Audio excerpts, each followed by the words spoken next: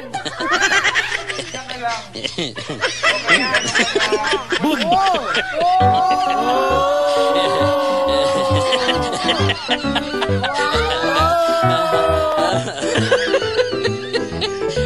Sa isang nakakaaliw at masayang kaganapan, ipinagdiwang ni Kapuso Star Heart Evangelista ang kanyang ika-39 na kaarawan kasama ang kanyang pamilya, mga kaibigan at asawang si Cheese Escudero sa Balesin Island. Naging masaya ang selebrasyon na puno ng pagmamahalan at kasiyahan. Sa kanyang Instagram stories, ibinahagi ni Heart ang mga sandaling puno ng pag-ibig at saya mula sa kanyang mga kaibigan.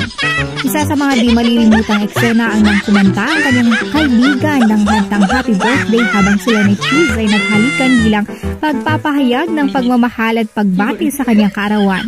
Isang espesyal na regalo rin mula kay Cheese ang ipinasilip ni Heart sa kanyang Instagram story.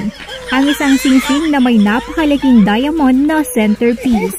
Talagang napaka-romantiko at napaka-espesyal ng mga sandaling iyon para sa mag-asawa. Dagdag pa sa kasiyahan ay ang mga pagbati mula sa mga kaibigan kabilang na si Solan Yusuf na ibinahagi rin ni Heart sa kanyang Instagram stories.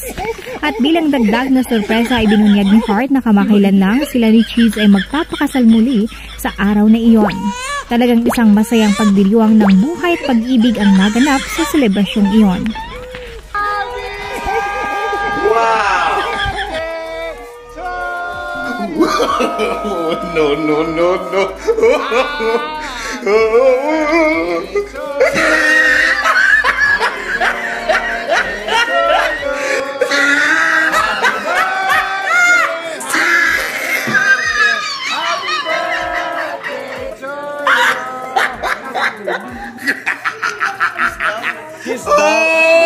He tried it.